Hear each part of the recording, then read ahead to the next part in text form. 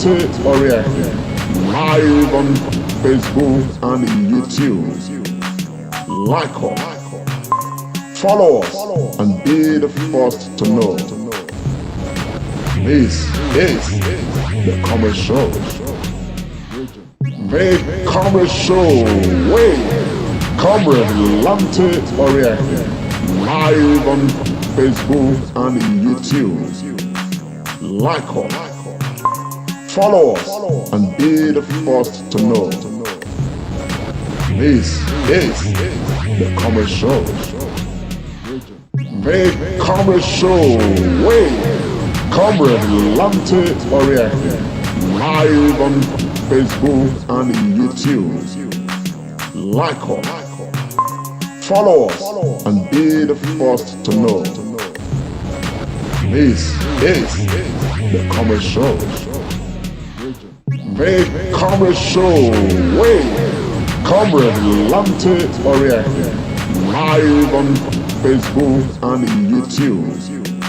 Like us, follow us, and be the first to know. This is the Commerce Show.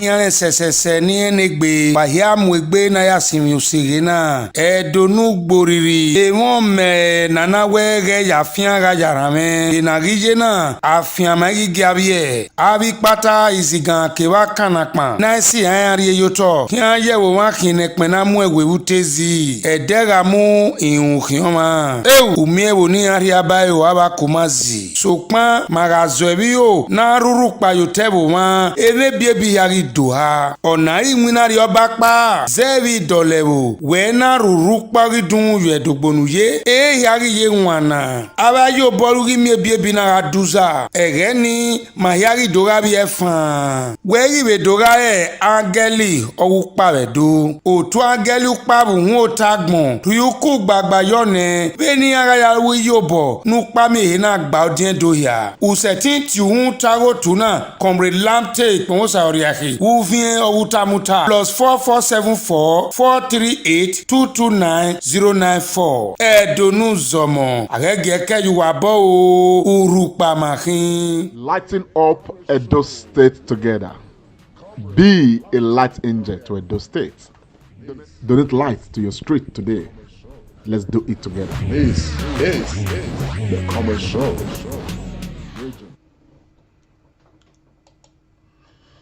Yes, my people, Nigerians and Edo people across the world, I want to greet you and welcome you to this program. This is the Comrade Show, and this is the Hard Talk, Hard Gist on the Comrade Show.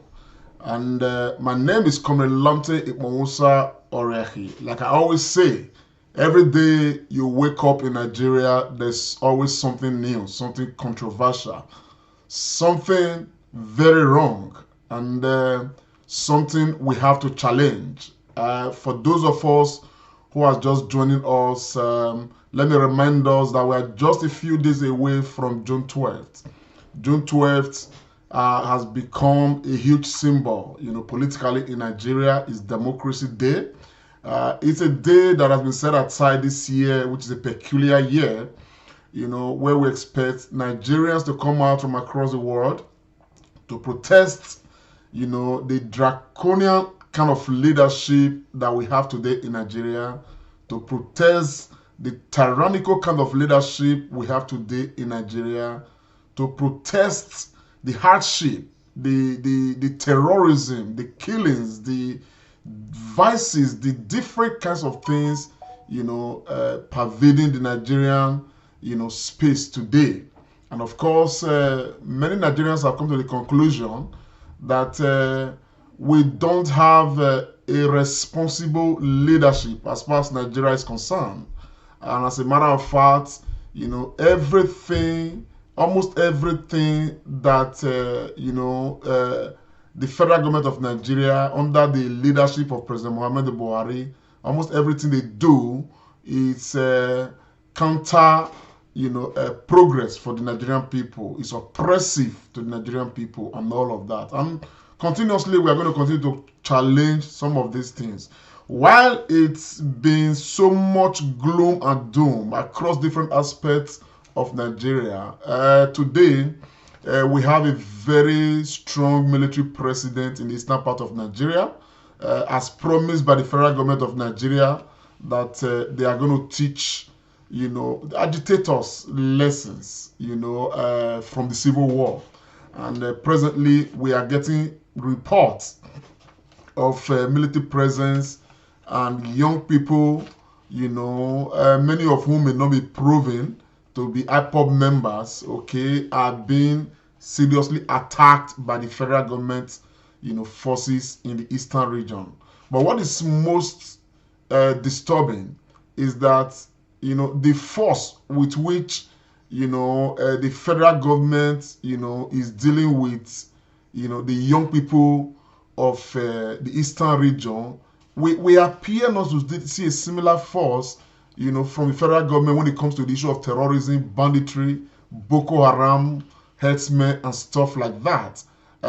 Just recently, I did show us some footages from Igongon in the western region, where Igongon is still reeling from the attack from alleged Fulani herdsmen, as it were, where some reports have it that over 20 people, were killed in that very attack. Some other reports are even saying that there are more than 50 persons killed. The report of killings perpetuated by acts of terrorism carried out by, Boko Haram terrorist members or armed, as it were, the Fulani herdsmen. It's just everywhere you look. There's one report or the other. As a matter of fact, it is so bad these days that people are afraid to even go to their farms. All across the country, it's fear. It's fear. And we have a leadership, that claim that they are following the Constitution. And the basic principle of the Constitution is that you are elected to protect lives and property, and you are failed woefully in that. So this is one of the reasons, amongst many others, why Nigerians must come out as a matter of, importance to protest against this government, to protest seriously. As a matter of fact, the only option on the table is that Buhari should resign. The Nigeria as it is, it is not inhabitable anymore peacefully by Nigerian people. It should not be governable by the Nigerian government in terms of the way Nigerian government wants it. And this is why Nigerians must come out to protest. We are not a people who endure this kind of tyranny for too long. We must come out and protest. Protests already been planned in London for the 12th. And I want to use this medium to equally, talk to Nigerians in the UK, particularly those in London. Let us look out for this and be part of this process. We must going to mount pressure on the government of President Muhammadu Buhari because they are not providing leadership. Now, in the spirit of this, a couple of days back, this footage surfaced, and I'm going to play this footage. It's one of those things that you just watch. Many of us may have seen it. You are just dazed. Sometimes you are just short of words. And we are being told that the saga between the federal government and the social media that's talking about the ban of Twitter, they are beginning to coin it that the president of Nigeria is not aware, and that matter was a matter carried out, executed by the presidency without the involvement of the president. I'd like you to listen to this. You may have seen it, you may not have seen it, but it's interesting. We remind ourselves of how these people are treating us, the way they look at us, Nigerian people. The more reason why we need to come out and protest heavily against this kind of government that we have in the Nigerian state. Let's take a listen, please. The president. Why would you say that is not Mr. President? Does the Minister of Information and Culture have the right to just send out a fiat policy like that and ban social media? And we have the president. We have the presidency and we have the president. So most times when the presidency is speaking, I think that is Garba Shehu speaking. No, it was the Minister of Information and Culture, Alhaji Lai Mohammed, who made that statement. Those are the presidency. Those are the presidency. And the presidency is different from the president. That is the Nigerian style now. And you lot as lawmakers are sitting down there still thinking that we're practicing a democracy. I mean, it goes to show that not only are all legislators failing at their job at instituting this so-called democracy that we're practicing in Nigeria, it also goes to show that you guys don't really know what you're doing as lawmakers. Because the country continues to decline into dictatorship, autocracy. And we're sitting down here saying the president is not aware that there's a difference between the presidency and the president. And we think this is okay. We think it's laughable. We're all here twiddling our thumbs and watching Nigeria deteriorate into, rubbish. So, and you as a lawmaker are here still making a case that it's not the president, it's the presidency. That is utter rubbish, Honorable. Yes, but... Well, I must salute the courage of this sister of ours who was able to actually take this lawmaker on. Unfortunately, we would not have been gnashing our teeth the way we are doing right now if we had had a responsible National Assembly. Nigerians must be aware that the reason why many of us are gearing up right now for this protest is because apart from the executive failing Nigerian people, the National Assembly is woeful. This is the worst National Assembly in the history of any part of this world. We can make that case. This is in fact, we do not have a National Assembly. It is better than this one. The Edo people used to make a parable to say that you don't have a pocket is better than you have a pocket with holes. This rubber stamp National Assembly, headed by these two men, okay? As a matter of fact, these men should bury themselves and their heads in shame for deliberately failing their own purpose, for deliberately failing the Nigerian people. The Senate President, Senator Lawa, and the Speaker of the Federal House of Assembly, what's his name, Gbadabi Amila or whatever. These guys should honestly bury their heads in shame for what has become of Nigeria. The blame is not Buhari's alone, because when the presidency is failing, what you expect is that the National Assembly, representing all the constituencies of the Nigerian state, should come together and act on behalf of Nigerians.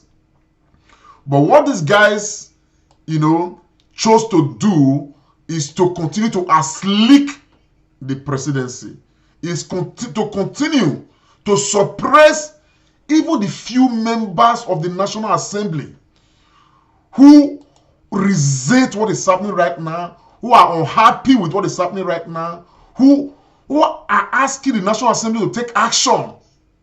And the leadership of the National Assembly keep oppressing them. One of such persons, of course, I think I have this footage of one of these National Assembly members, one of these senators. There have been a few of them, whether Mbaribe or Baribe, you understand what I'm saying? It's one of the very vocal one, the minority leader. This another one who had an outburst because he himself is tired of the situation. But you know what? They make all the noise they do make. They talk as much as they talk.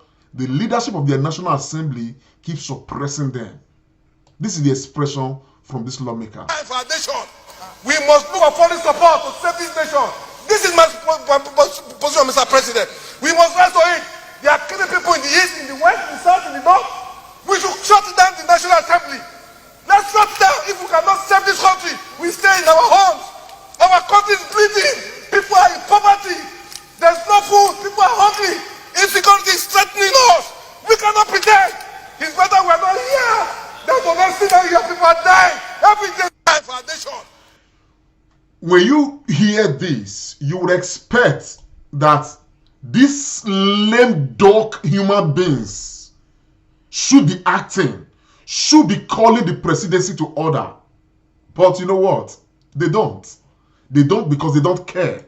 All they are interested in is what goes into their pocket. why we target the presidency, okay, Nigerian people must equally target these two human beings and their cronies for conniving with the presidency to kill Nigerians. Because the blood of every Nigerian that is dying because of the failure of the presidency is equally in their hands, because they have failed to act. When I look at their abysmal failure, I am forced to remember these two gentlemen, the leadership of the assembly before these current ones we have. I am forced to remember them because these guys stood in those days, in the first tenure of Buhari. They stood. Otherwise, what we are experiencing now, we would have actually seen, in fact, a lot more of this in the first term. But these two guys, they stood their ground. They gave some semblance of representation to the Nigerian people. To that extent, the federal government, the executive arm, did not carry out this onslaught they are carrying out right now. If these guys were still there, if these guys were still there as the leaders of the National Assembly, I am sure that President Buhari and of course his team would have had some restraint. So we must demand from Lawal and Gbajabi Amila, we must demand that they live up to their ability and their responsibility to save Nigeria from the current crisis that we are having right now. Now, why am I not surprised, as a matter of fact? Now, the reason why I'm not surprised is because this is one country that is created, okay, amalgamated and built on falsehood. Some people are made to believe that they are more important than the rest part of the country. They are made to believe that they will lead this country forever. Now today, many of us will look at the Biafra agitation. Many of us, people are even beginning to make some comments. Now it's good for them. They are killing a lot of Biafrans right now. Now it's good for them. They are this and do you really know if you sit down to be? I want us to be objective here. Do you really know that the people who have displayed the most patriotism in the Nigerian state are the Biafra people? And you ask me why? I mean, I saw this commentary from somewhere some days ago, and when the man was talking, it was easy to easily identify with the points he made, and these points are very salient in the whole of Nigeria. The only people of the Nigerian states that travel beyond their own four walls, beyond their shores, and they get to a particular place, they inhabit there, they make the place their own. They buy land there, they build houses there, they live there like they are from the same place. It's only the Igbos. You find them in Lagos, they live in Lagos like they are Lagosians. You find them in Kano, they live in Kano like they are from Kano. You find them in Kaduna, they live in Kaduna like they are from Kaduna. You don't find such attitude with other people. You don't. People, other tribes in this Nigerian state don't even want to even invest structurally beyond their own four walls, beyond their own territories. The Igbos are the only people who actually go out, inhabit, and live, obey the laws of the place they live, and abide by the rules of engagement as far as that place is concerned. And yet, these are the people that are most marginalized in this country. The forefathers and the ancestors of the northern people. I've shown us that footage a few times. Many of us may have seen it. They came up at some point after the first military coup, and they resolved that the Igbos should never be allowed to govern the Nigerian state. And since Agui Ironsi in 1966, there's never been any Igbo man that has governed the Nigerian state. Let us sit back and put all this in perspective. So before we start judging the agitations of these people, let us understand that Nigeria, as a nation, we have, pushed these people to the wall. We have shortchanged them beyond human reasoning, beyond rationality. And this whole thing, had been orchestrated by the Fulanis of the Nigerian state. And they have had the support of the Yorubas, the leadership of the Yoruba nation, to continue to do this. And look, there is no way this can be sustainable. And I did make a broadcast that day for the nearly 3 million Igbo people that died. As a nation, we owe the Easterners huge apology. As a nation, there is the need for us to come together and actually hold that meeting, that discourse. As a nation, we must recognize, we must look at our history, look at where we are coming from, and we must recognize certain peculiarities. When you cross the Niger River and move up front to the north, to be very honest, we don't really have the historical relationship between the south and the north. There is none. So we have multiple reasons why we need to discuss. So the people who have been calling for restructuring, calling for a national discourse, they are not making a mistake. They are not. Because when we look at our heritage, look at where we are coming from, look at the relationship our ancestors built. I am from the core south. I don't find anywhere in history where we actually, before the British came into this part of the world, we don't really have any history where we actually had that relationship with the core northerners. We never did. Not by trade, not by way of culture, not by anything. We didn't have. But I can tell you that we have always had, a long-lasting history and relationship with the Yorubas. We have had with the Igbos. We have had with the Niger Delta. As a matter of fact, a lot of these people, they are subjects. They are subjects to Igodomigodo, to the Benin Kingdom. There's always been that relationship. So when you look at them, the people who share similar heritage are some of those people from the south who may actually have reasons to be together as one indivisible nation. If others need to join, then it must be discussed.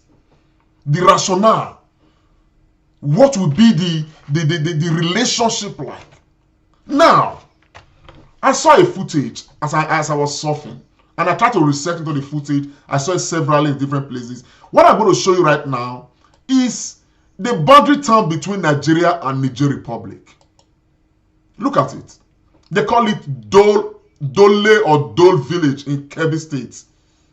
It's where a gutter divides Nigeria from the Niger Republic. That's what you are seeing right there. I can try to zoom it a bit closer. That is the gutter. Okay? One side of it is Nigeria, the other side is Niger Republic. Now, when I looked at this image, I studied it a bit, and what this image told me was that certain parts of the Nigerian state have a very good relationship with the Niger Republic. They have a historical relationship. They have ancestral relationship. So it is not surprising that the president of Nigeria may have had some serious relationship with Niger Republic, and that is why the borders of Nigeria, even while Nigeria was close to other nations, it was open to Niger. Today, Nigeria is investing so much billions in Niger Republic. Some people have even argued that the father of President Muhammadu Buhari is from Niger Republic. Some people have equally argued that some past leaders have strong affinity with Niger Republic, including President Ibrahim Babangida, Badamusi Babangida, and some of these other Fulani leaders we have had. So at the end of the day, there is a core part of the northern part of Nigeria that actually ought to have been Niger Republic, not Nigeria. Because they have more relationship with Niger Republic than they have with the rest of us in the south. I'm trying to establish an ancestral base. Look at it. It's just for you to cross the gutter. You are either in Niger Republic or you are in Nigeria. And those people who live in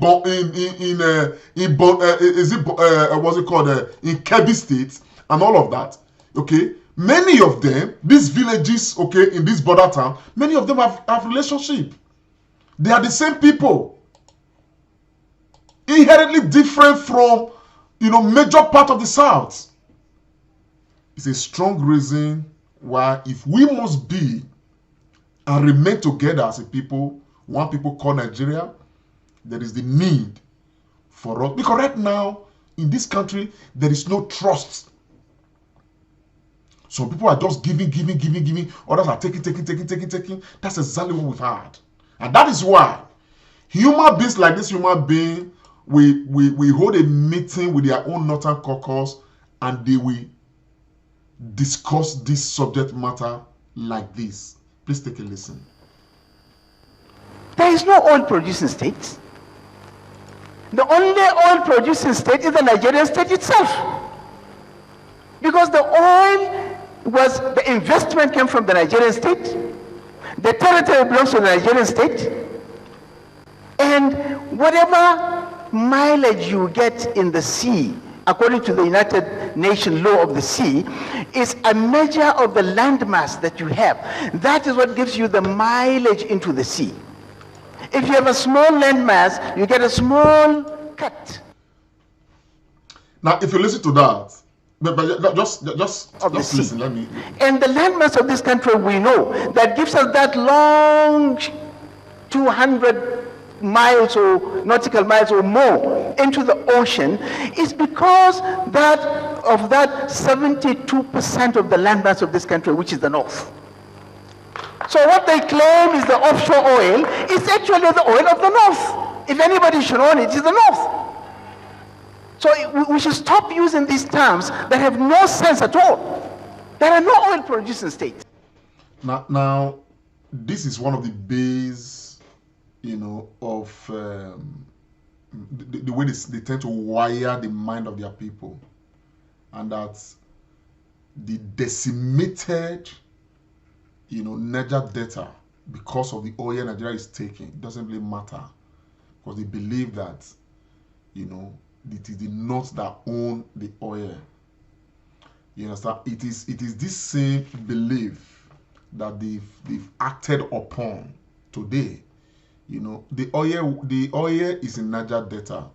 The land that is being decimated is the Niger Delta land. The people have no river anymore where they fish. Everywhere is polluted because of crude oil. At the end of the day, all the oil wells are being owned by the Northerners. You see, the disparity, the cheating is too much. Generations have been ruined because of the oil that Nigeria is taking from Niger Delta. Yet, in this same system, within the same Nigeria, Zamfara mines gold, but the Zamfara gold is not the Nigerian gold. It is from the Zamfara people. To the extent that the Central Bank of Nigeria bought gold worth 5 billion from Zamfara. Many of you may not be aware, but a lot of this are happening. And yet, Zamfara gold is not described, or it's not taken over to say it's a federal government matter. It belongs to Zamfara, but yet the oil of the Niger Delta belongs to Nigeria. You understand? So when you look at all of this cheating, the agitations of the West, of the agitations of the East, they are very apt, whichever we want to look at it from. Now, when you come to issue of Twitter, the Nigerian government, just because I said it the other day, and of course Femi Falana had much to say about it as well. Just because the president felt aggrieved, I mean, I had a friend who came to me the other day and said, man, he made a tweet one time, and the tweet was deleted by Twitter because it was found to be offensive. Now, I don't tweet much. I don't tweet very much. But I remember there was a statement I made one time on Facebook. My account was almost deactivated because they said the statement was inappropriate. And all of that. I'm just one person. This thing happens to so many people. Elon Musk, they call him one of the richest men in the world, had his tweet deleted recently. Heaven did not fall. One of the most powerful men of this world at the time, former President Trump, okay? As a matter of fact, I call him jail, he's being imprisoned by Twitter. Heaven has not fallen. And yet, because the president of Nigeria, his own tweets was removed, by Twitter, he banned Twitter. And they came out after some pressure. They had a meeting with US envoy, Canada envoy, and I think France envoy, their diplomats, to give conditions on, how Twitter can get back into the Nigerian space. As a matter of fact, I am glad that these countries are not like Nigeria. I'm glad.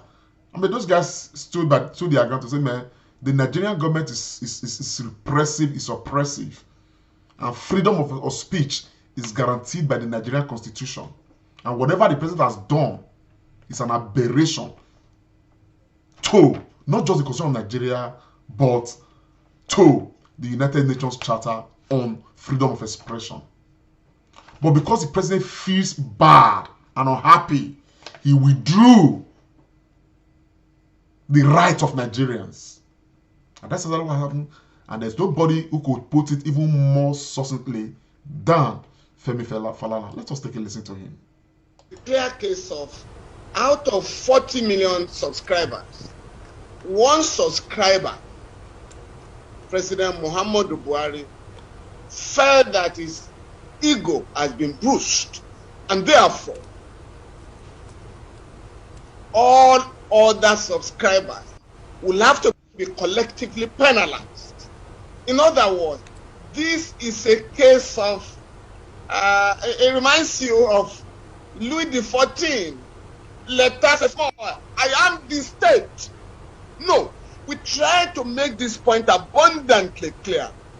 Under the Buhari military junta, Babangida military junta, and the Abacha military junta, that state security was different from personal security. At that time, if you offended any official of the government, you'll be grabbed and detained under the state security detention of persons, Decree number 2 of 1984. Yeah, that was it. But we're telling them, sometimes you guys in government regularly threaten the security of Nigeria. Many of the time breach the security of Nigeria by staging coups. How dare you to say, by criticizing you, I have offended or have violated any aspect of the security of the nation? This is what has happened here. Now, if the president was offended like President Trump, now you cannot deny other subscribers access to information via Twitter. That's number one. Number two, the president or the government now felt embarrassed that the reason that dues was not sufficient. Hence, some attempts were now made belatedly yesterday to adduce some more justifications.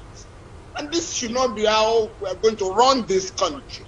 In the first place, we must appreciate that we are not a conquered people, and that Nigerians have fought for their rights, fundamental rights, including freedom of expression.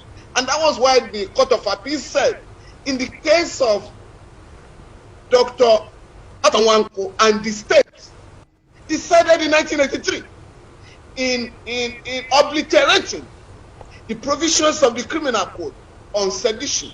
The court urged Nigerians not to allow any government to abolish our right to freedom of expression, which our forefathers fought for. And that is what is going on here. Okay, now, it was good we listened to that, to understand that the government of Nigerian state, the executive arm, the president and his cronies, they are in clear breach of the laws of the Nigerian land.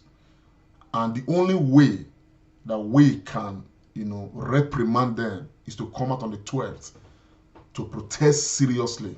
As a matter of fact, Buhari should resign and go. Buhari is not fit to lead. He's not fit to lead. As a matter of fact, on top of this, Malami, the Attorney General, came out issuing an order that people should be prosecuted if they use Twitter. I mean, are we in a banana republic? Now we are waiting. Some of our clergymen, okay, the likes of Adeboye, the likes of Pastor Chris Oyahilome, the likes of what's his name, Joseph Suleiman, they've tweeted. We are now waiting. As a matter of fact, the Minister of Information came out to say that Malami will determine what kind of punishment they will receive. So when you look at it, this kind of draconian leadership that we have, this kind of Stone Age leadership that we have, without regard to the laws of the land, even the laws that we have fought, the constitution we have said is wrong, actually makes provision too for freedom of expression as far as speech is concerned, that they want to take away from everybody now and all of that. Anyway, we will see how that unfold, in the coming days. Sometimes I'm forced to want to, compare Nigeria with other countries, because at the end of the day, thank God that many of us we see what happens across other nations. Otherwise, if we were just used to what is happening to Nigeria at a time when we always having the military junta and all of that, many of us were not exposed to the Western world. It was like Naso be. You understand what I'm saying now? But thank God that we have been privileged, many Nigerians, whether home and abroad, to see what happens across the world. And this social media has brought the world closer, so that you can look at yourself and see exactly what is happening, within yourself as a nation and what's happening to other nations. Easy for everybody. Just within the last 24 hours, this happened to the president of France, President Macron. Let's watch this. It's gone viral, but let's watch it.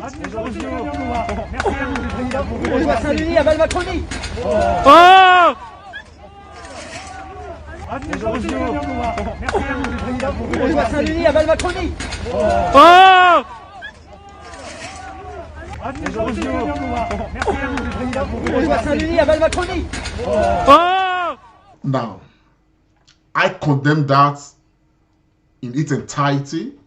It is not right. Whoever did that should be prosecuted. It is not right. We don't encourage, anybody to do things like that. But it happened. It's not the first time things like that happen. I remember one time somebody threw shoe at President George Bush, Jr. Sometime in the past, like this. Now I tell you something. This has happened to President Macron. If it actually happened to Buhari, I am sure that entire local government, everybody would have been wiped out by the DSS. In that area where it happened, this person who did this thing, his family, his village, his everything would have been under serious attack. If it were Nigeria, this one happened. His everything would have been. In fact, they would have opened fire immediately and killed him right there. But this man, if you follow this news close, you find out that probably in the next few hours or a couple of days, they will take him to court. The judge will decide what penalty he's going to receive. He may just be fined or asked to do some community service or, one thing or the other. Not more than that. But the man is protesting. Macron came close, and his way of protesting is to give him a dirty slap. A president of a country that is 10 times more powerful than Nigeria, 200 times more respected than Nigeria. The president of that country received a dirty slap from probably a citizen of the country.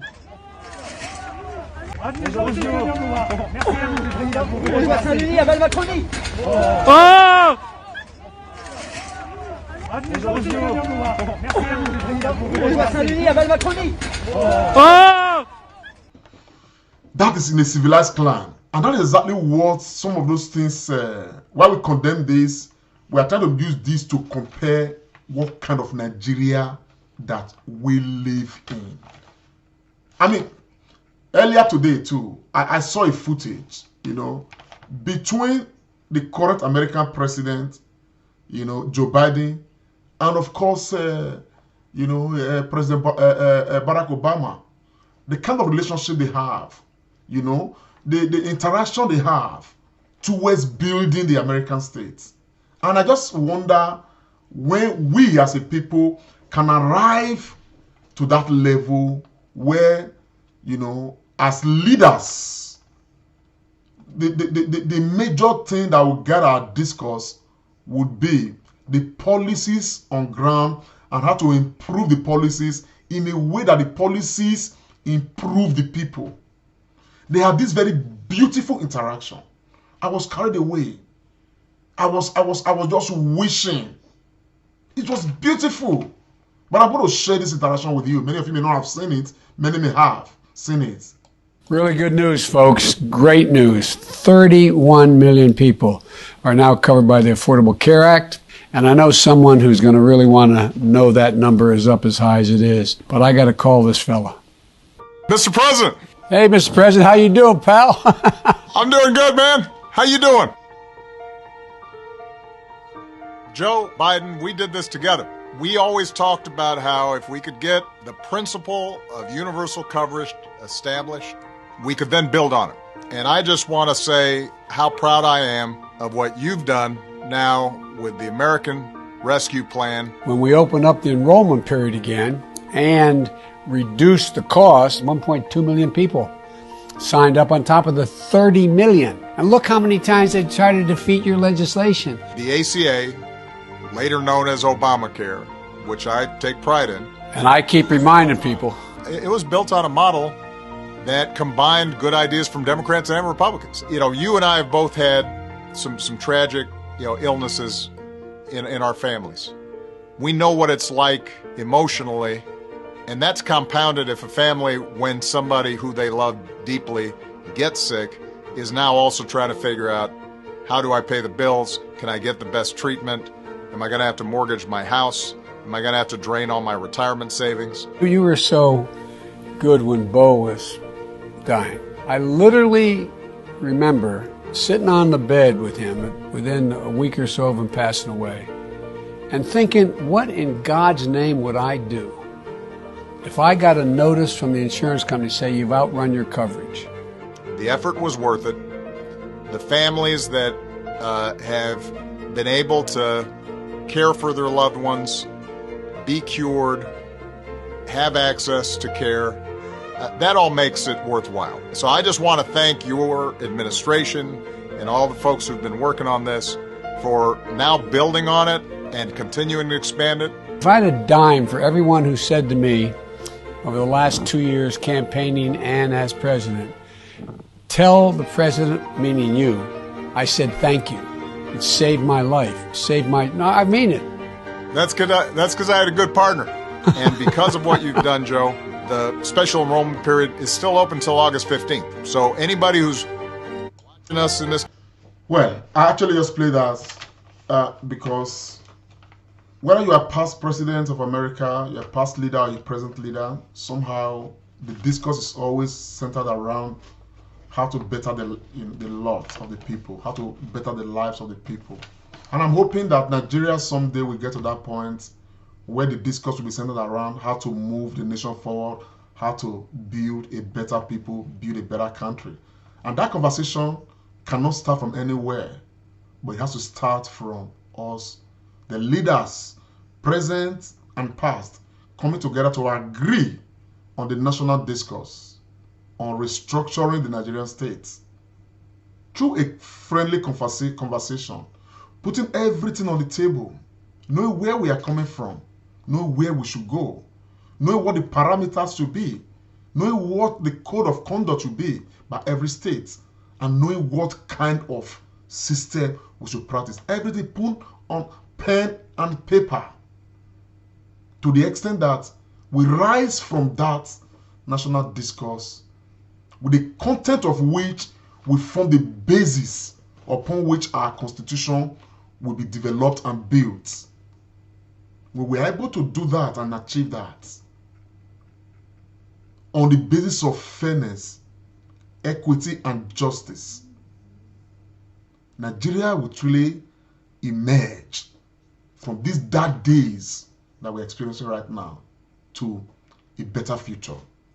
Many of us are still hoping and still dreaming, believing that if we discuss on the basis of fairness, equity, and justice, agitations will be reduced, a more respectable Nigeria will emerge, everybody will be happier, life will become sacrosanct, and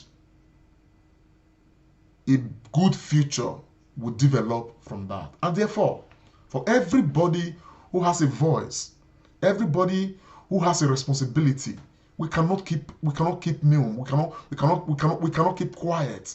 We need to agitate for the restructuring of the Nigerian state. Every aspect of it needs to be discussed. That structure needs to be laid. It's a responsibility that the National Assembly of Nigeria owe the people of Nigeria. It's a responsibility that will reset the dynamics of the Nigerian state. And all most people want is a better Nigeria, a Nigeria that we can be proud of, all of us. This is why many of us, every day we are out, talking the way we are talking, looking for the information out there, so that we can all be empowered with what is happening and know exactly what direction to take. Having said that, I want to quickly zero into Edo State. I remember I came out yesterday, I did talk about, the Bender Insurance of Benin. And of course, how they were attacked at Ogun State. They played a match away. They were away to Remo Stars, they called them. Remo Stars from Ikene local government in Ogun State. The insurance players were brutalized. They were beaten. They ran for their dear lives. They were chased around the stadium. It was a huge show of shame. We condemn it in its totality. And we are saying that if the authorities do not take the necessary actions that they need to take, this situation may just have given birth to a response that we cannot determine when the time comes. Because nobody will not like it. Nobody. Now, I tried to investigate the issue and I found out that the reason why the insurance boys were attacked was the fans felt, the match ended, goalless, and the fans felt that the referee and the insurance boys, they were using the late 30s to end the match. Just that. Please watch this footage. Then we'll come back to this matter.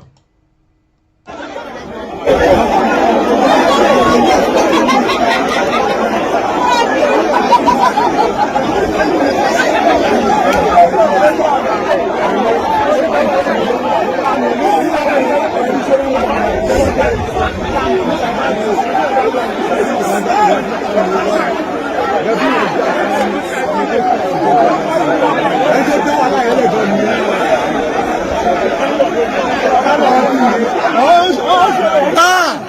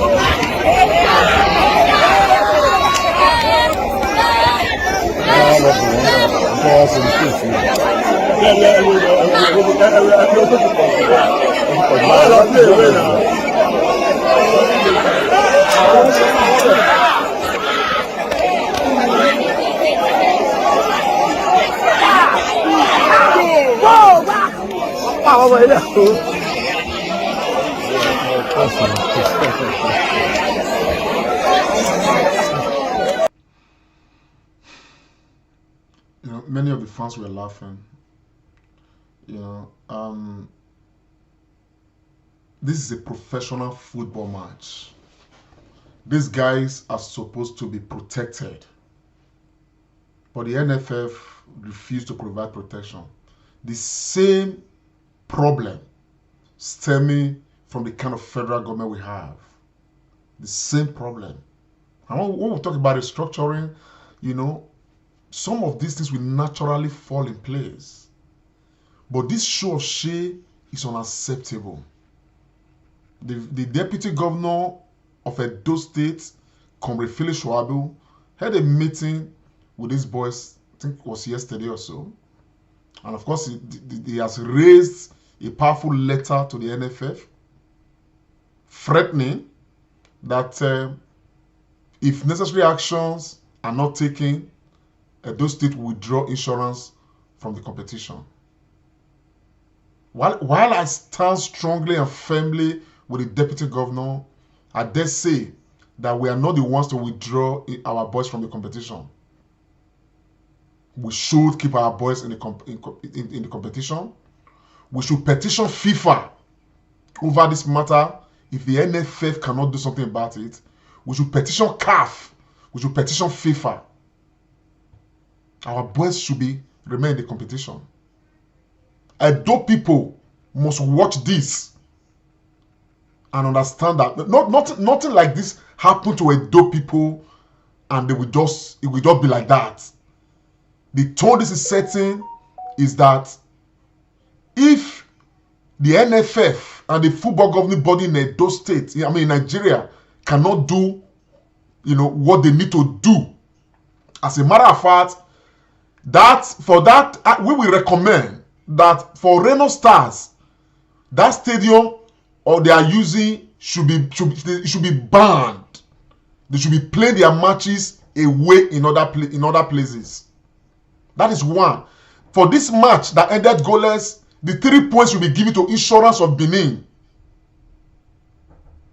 That is 2.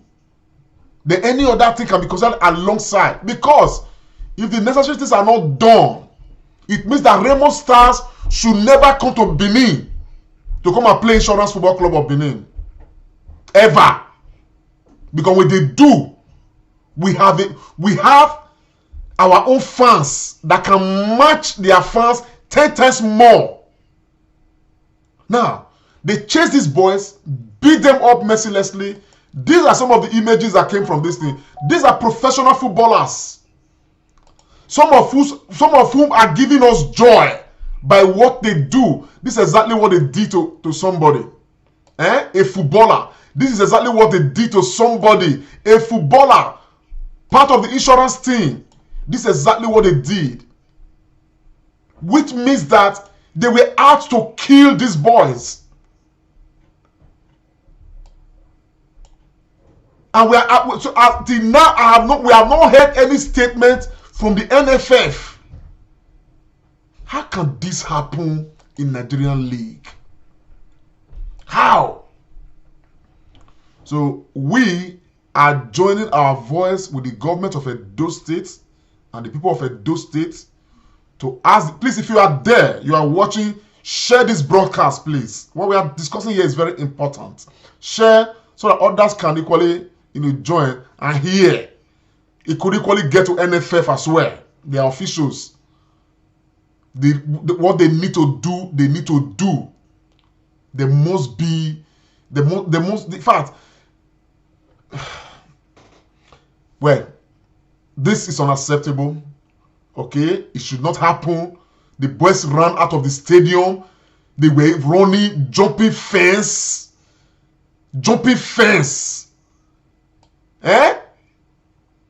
They were chased mercilessly.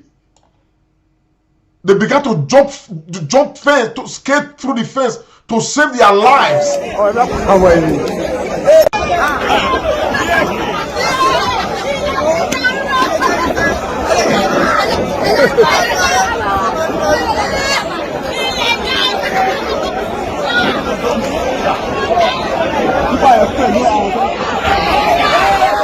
Just imagine.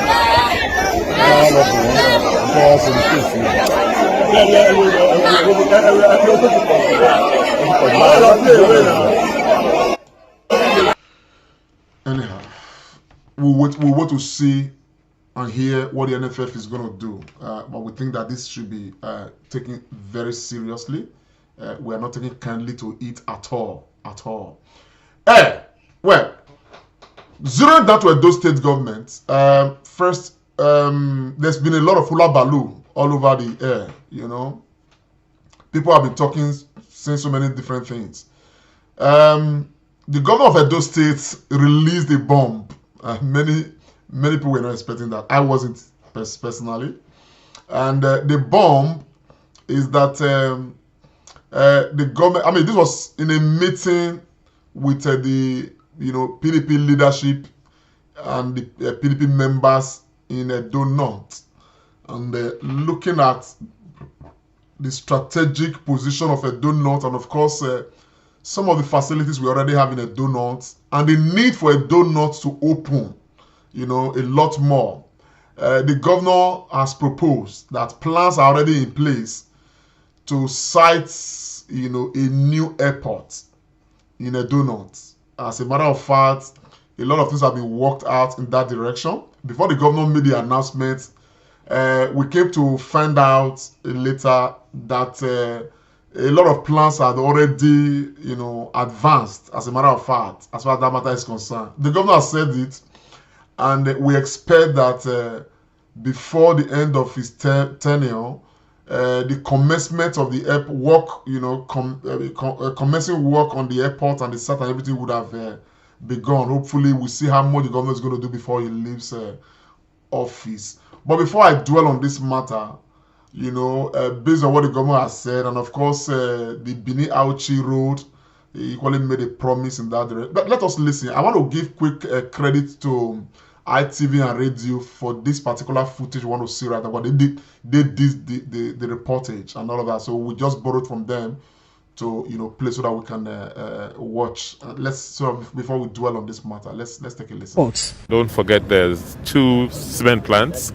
There's a major university and several other economic opportunities that are evolving there. And to get access, to get people there, we will need to make access easy by building an airport. And we're in discussions with the authorities already. On the Benin-Hauchi Road expansion, Mr. Obaseki noted that the federal government came out with a scheme last week where it will allow concessioning of major roads. He maintained that the scheme has been designed in such a way that it will allow private investments. The governor said his government is designing a new road from the Benin River Port to Opila and expressed the hope to install a railway link. We've put together a package and we'll be applying under that scheme for the concessioning of that road, so that we can expand it, and we're sure it's going to be quite a viable road. A party chieftain and former deputy governor of the state, Mr. Mike Ayegbeni Ogiadome, commended the developmental strides of the governor, pledging the support, commitment and loyalty of party faithful from Edo North Senatorial District. The government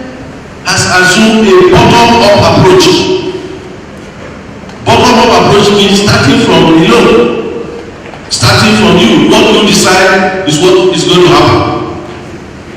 Not what is just decided at the top. The deputy governor of Edo State, Mr. Philip Shaibu, thanked members of the party in Edo North for their continuous support, commitment and dedication to the unity of the party. Shaibu appealed to the people to sustain the support to enable the administration achieve its set goals. We have taken serious pains and effort and time and taxed our brain and got support for the last 6 months to reset the engine room of government.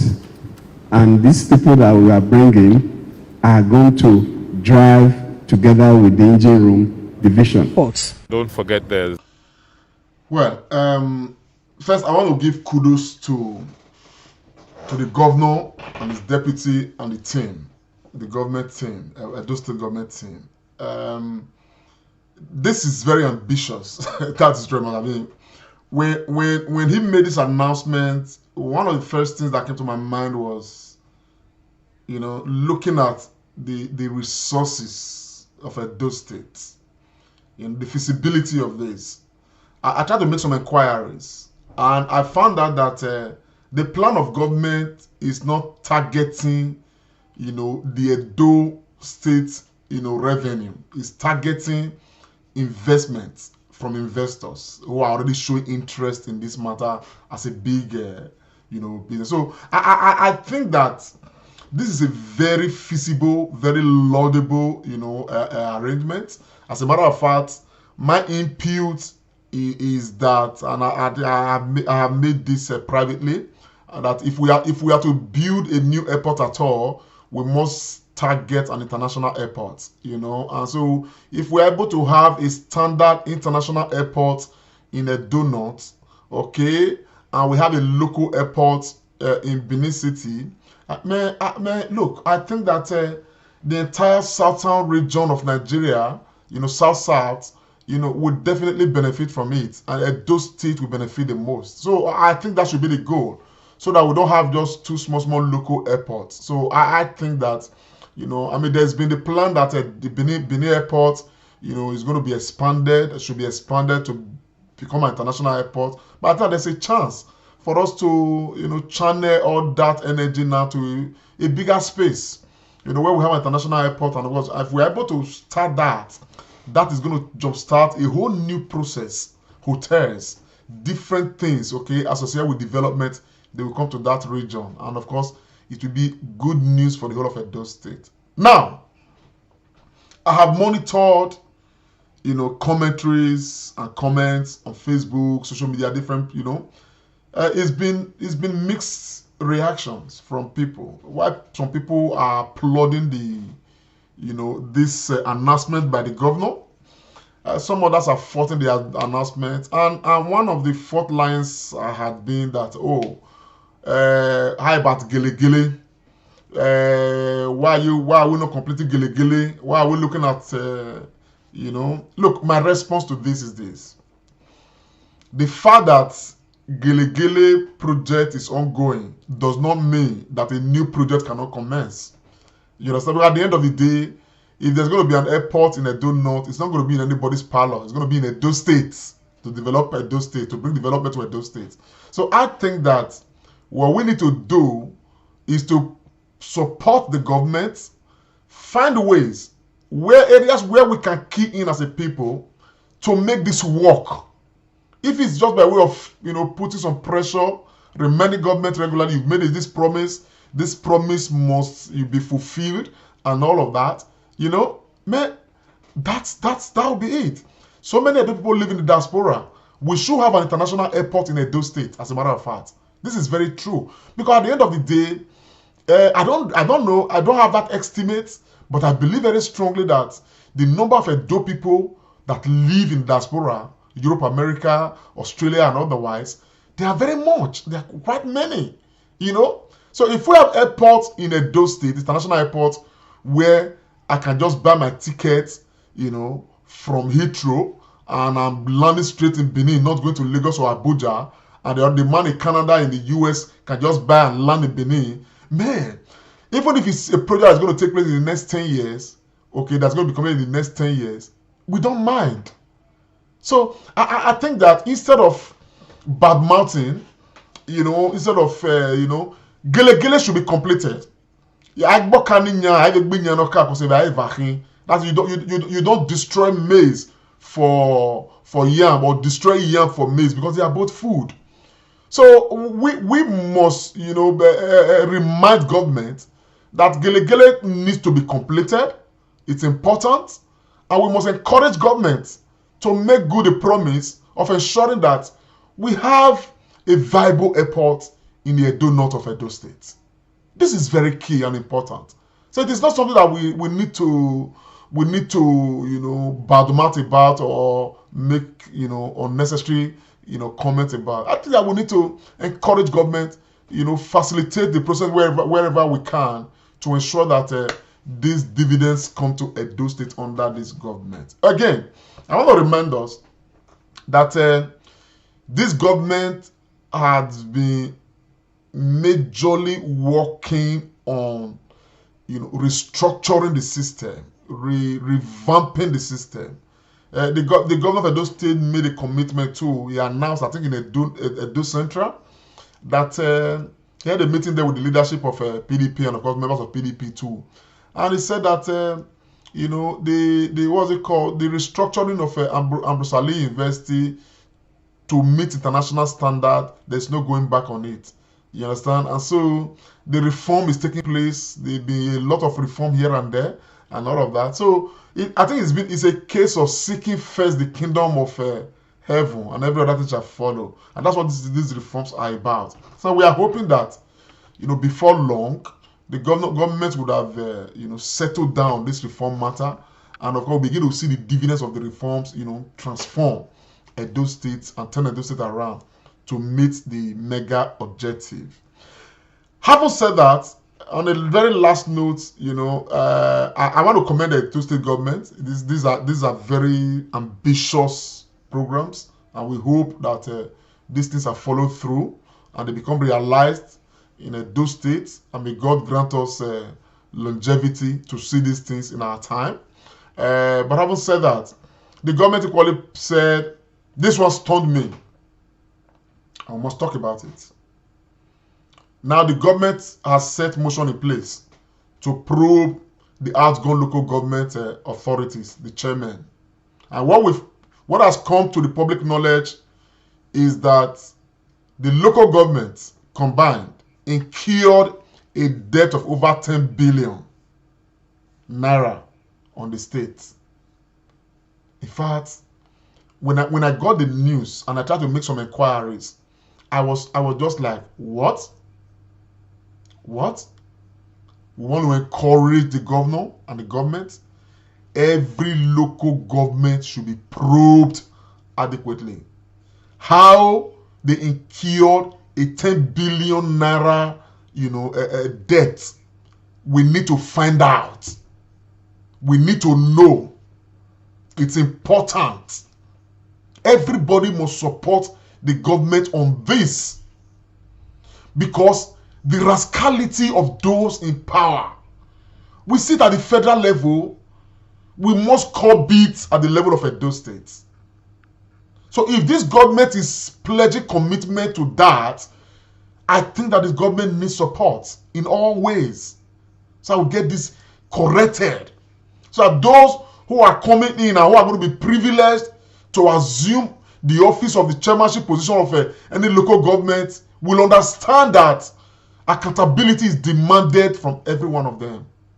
So I think that what the government of Edo State is doing, to be very honest, they are the basic. We need this structural, you know, adjustment, these structural reforms, so that before you come in, there is already, you know, what's it called, modus operandi. There is already a formula that you must follow. That accountability will be guaranteed at all times. How can we have such kind of rascality? 18 local government, 10 billion naira debt. For what? What now you can do?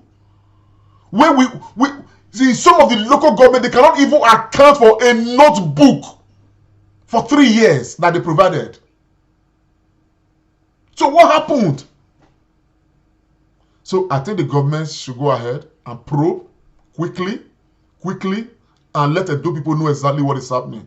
The kind of corruption that is crippling every facet of our society.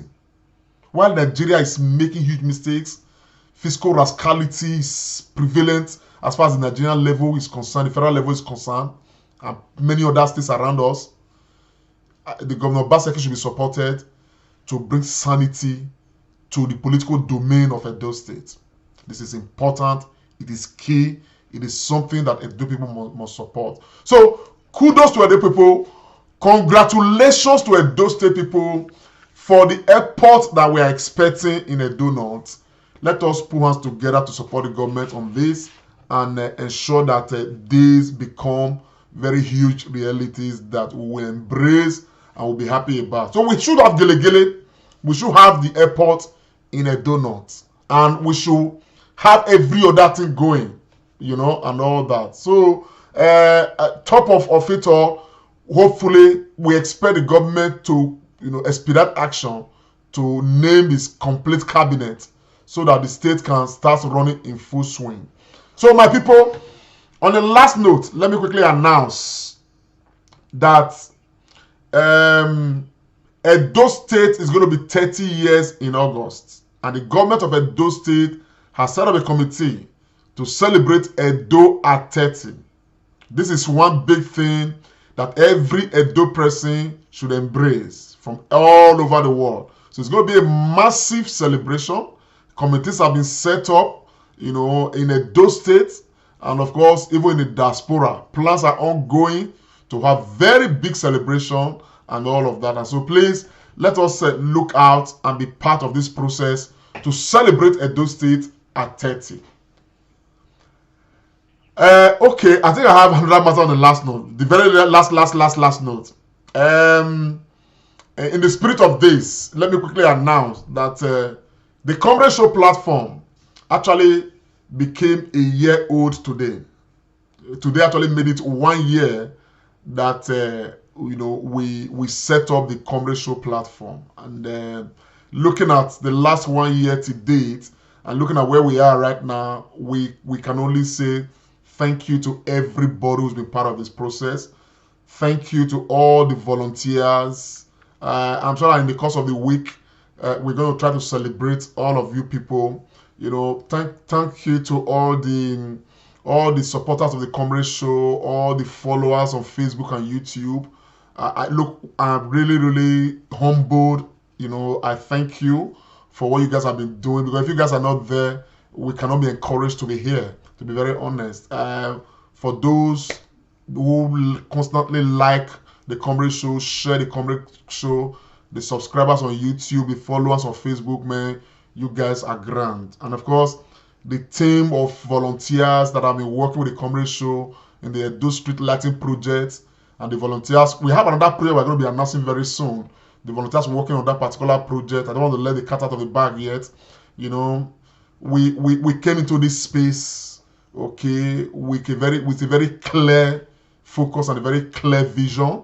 And of course, by the grace of God, God has led the process. And equally want to thank the board of trustees we have, the patrons of the Comrade Show.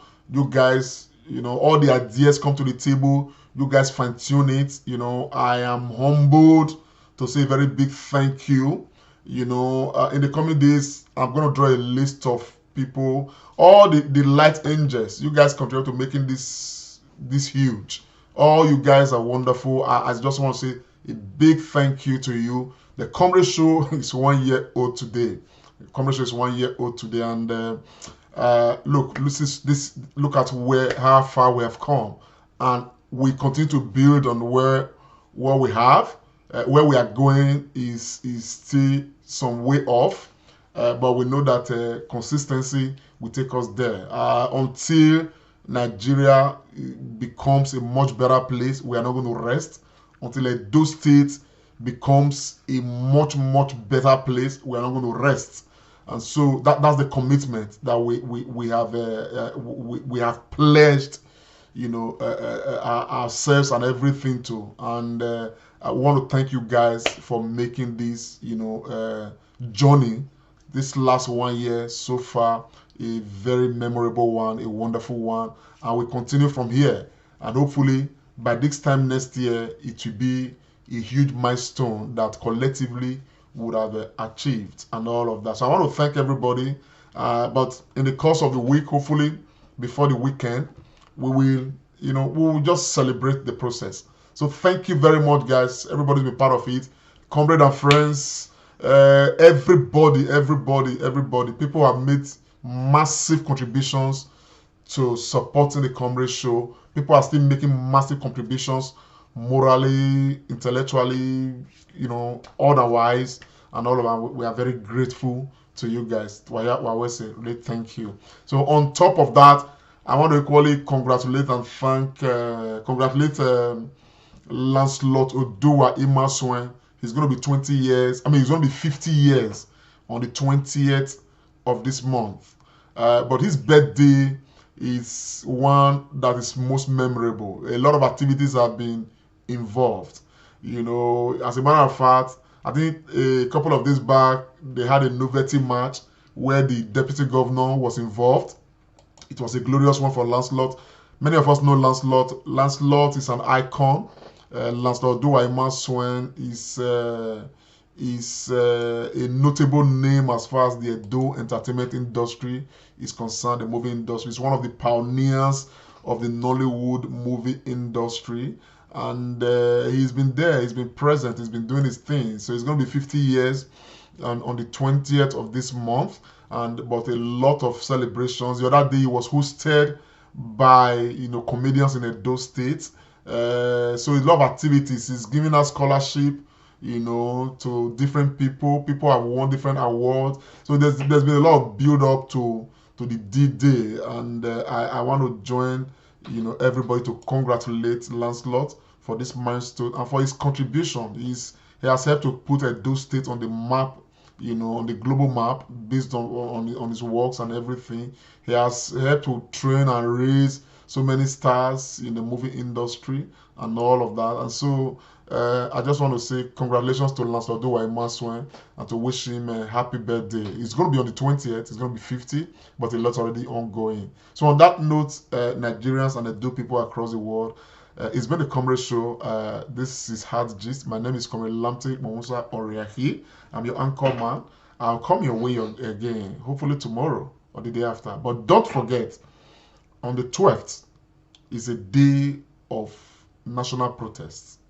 The language of the oppressed is protest. And we must speak that language on the 12th.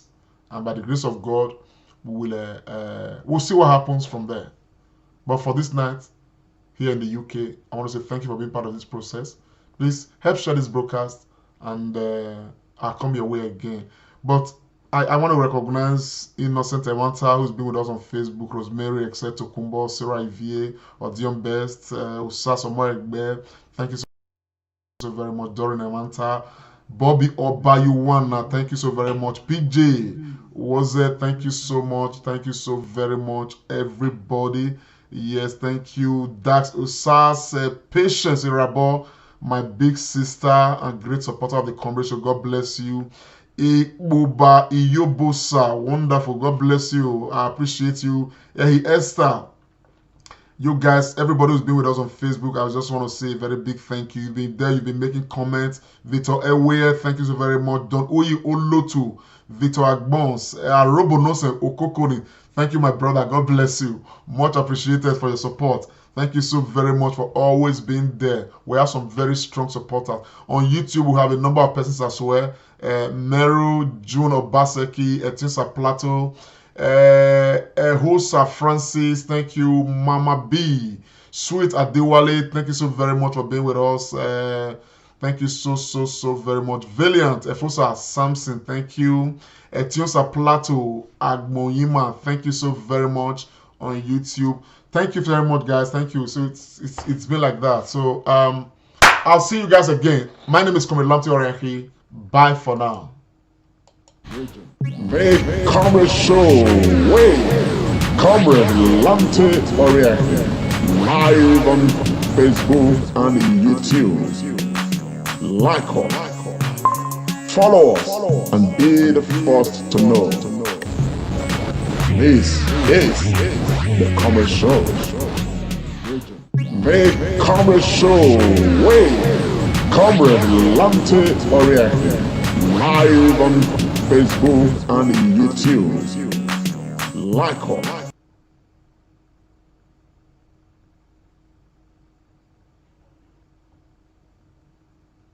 Ivie doni yane sesese ni enegbe bahia mwegbe na ya simi usige na donu gboriri won me nana wege ya fian ga yarame na gije na afian magi gabie abi pata izigan kewa kanakpan na si ari yoto kian yewo wa kine pe na mu egwe utezi edega mu ihun kioma umiewo ni ari abayo aba kumazi sokpan magazo ebi o na ruru pa yotebo ma biebi yari doha ona iwinari oba pa zevi dolewo we na ruru pari dun yedogbonu ye yari ye nwana aba yo borugi mi biebi na aduza ere ni ma yari dora bi efan we riwe dora angeli orupa re do otu angeli upa bu hun otagbon tuyuku gbagba yone be ni ara ya wi yobo nu pa mi na gba odin do ya usetin ti hun taro tuna Comrade Lamte Onsa Oriahi uvien owutamuta +4474 438 229 094 edonu zomo agege yuwabo urupa mahin. Lighting up Edo State together.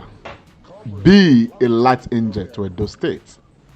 Donate light to your street today. Let's do it together. This is the Comrade Show.